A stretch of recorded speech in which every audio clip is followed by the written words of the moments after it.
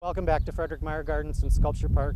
My name is Rick Margo. I'm a horticulturist here at Meijer Gardens. And tonight we're going to be talking about fall cutbacks, things you can do right now that will help you in the spring and save some time.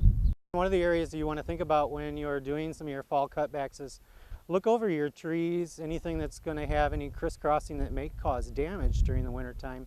You may want to alleviate one of the branches to stop that bark from rubbing against each other.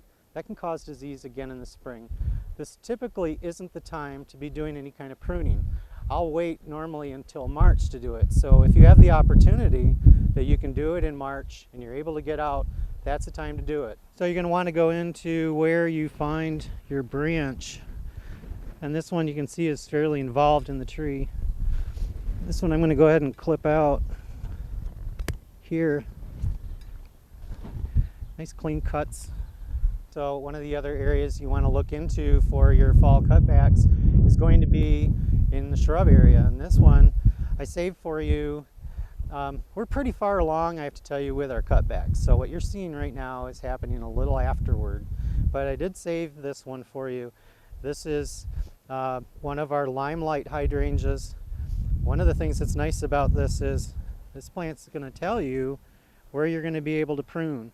And I like to bring this back a good measure so that when the new flowering growth comes out, it's not completely taking over the space.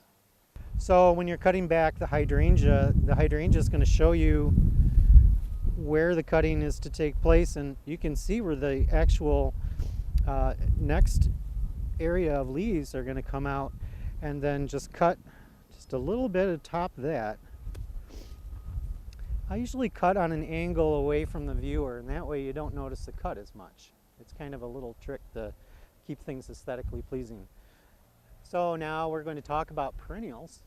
And this particular one, the toad lily, I've left up for you for showing you what can be cut back. And you can see the first one I've brought back all the way down.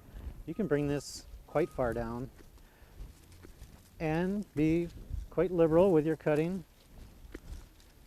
At this point, they're not that attractive, and it'll also allow you in to do some of your winter in bed cleanup that's covered in another segment. So at this point with this, this can be brought over to your compost area in your own garden. Other areas that you could be cutting back maybe a little earlier are going to be your hostas or your daylilies. Along with this could be some of your stemmed things like your coneflowers. And birds like coneflowers. You might think about leaving those up through the winter time. But if you decide you want to cut them back early just to save some time, go ahead and cut them back same type of fashion. I'll come back later here, tidy this up, and probably put some mulch down for the winter time for a little bit of insulation. So we're talking about ornamental grasses now, which might be one of the last choices that you might want to make. Ornamental grasses can be something in the wintertime that are really cool to watch and notice the frost and how the snow settles on them. So you might opt to leave them up. This particular grass has been beaten up though, so I'm going to actually remove this at this point. One of the ways to keep things a little more tidy around the house is just to use some twine to go around and secure the grass before you cut it. That way you keep things from flying all over the yard and creating a whole other project. So taking enough to go all the way around, up and around the grass.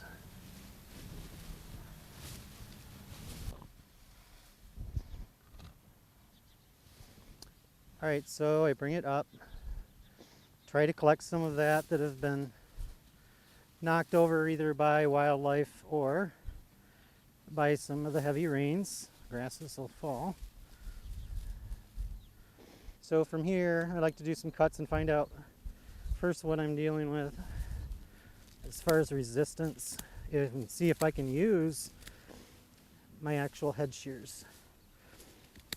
And right now at this time of year, it's still giving me a little bit of a tough time. So in the springtime, I think the shears might be more appropriate. Right now I'm going to use my pruners.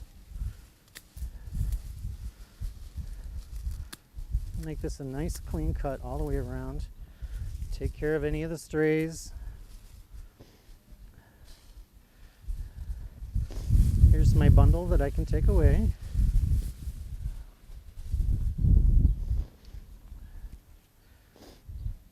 And if I wanted to, which I usually do, I'll go back, give it the final haircut, and then around the whole thing, clean it up, do some mulch, and this is ready for spring. So today it was fall cutbacks here at Meijer Gardens, and we talked about a few things you could do to trees to avoid some of the winter damage. We talked about your shrubbery and things you can cut back to a certain level to avoid them getting too big during bloom. We also went over perennials, the different types and how you can cut those back. And finally, ornamental grasses, whether you wanted to keep some of them up or take some of them down. So come and join us at Meijer Gardens, see all the fun stuff that is being taken out of the grounds, being put in the grounds, our Christmas going up. For more information, visit us at www.meijergardens.org.